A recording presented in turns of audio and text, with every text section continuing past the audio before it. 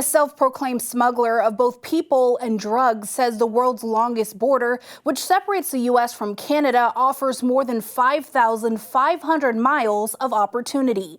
Javi spoke anonymously to CBS News during a 60 Minutes broadcast, revealing how he gets migrants across country lines. We are a group that is in charge at the command of the Sinaloa Cartel. We are dedicated to crossing people, and we've also worked with drugs and weapons for the Italian mafia several times. The Sinaloa Cartel was recently designated a terrorist organization by both President Trump and Canada. The cartel has been one of Mexico's largest drug trafficking crime groups since the 1980s.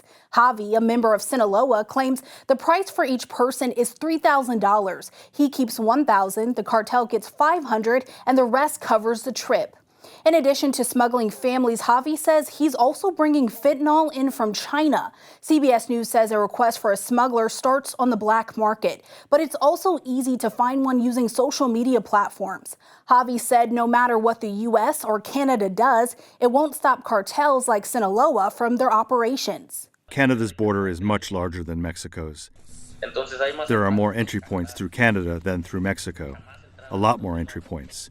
So that won't stop us. He emphasized in the interview that migrants are choosing to go to Canada, either asking for help to leave the U.S. or heading north out of fear of the Trump administration. Normally before we didn't see that much.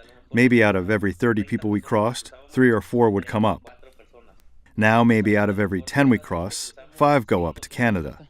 His narrative mirrors what President Trump claims is a reason for the 25% tariffs on Canadian exports. Since taking office, Trump has pressured Canada to tighten border security and prevent criminals and drugs from entering the U.S.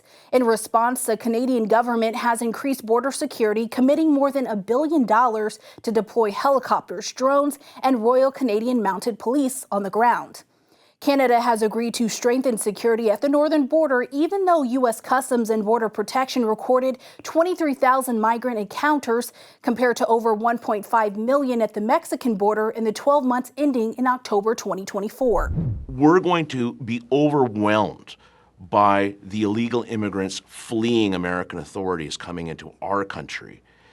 And they very well might be bringing guns and drugs with them.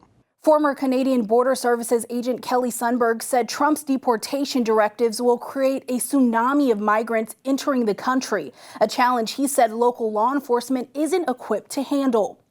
Canada and the United States collaborate to manage asylum seekers, sending individuals back to the country they first entered. This policy, known as the Safe Third Country Agreement, is based on the understanding that both nations provide equal protection for those seeking refuge. At the end of last week, the Department of Homeland Security announced 532,000 immigrants will lose their legal status, jeopardizing their ability to live in the U.S. Migrants from Haiti, Cuba, and Venezuela are among those at risk of deportation now that the Trump administration is ending a humanitarian parole program enacted under Biden. For Straight Arrow News, I'm Kaylee Carey. Find more unbiased news and the latest updates by downloading the Straight Arrow News mobile app.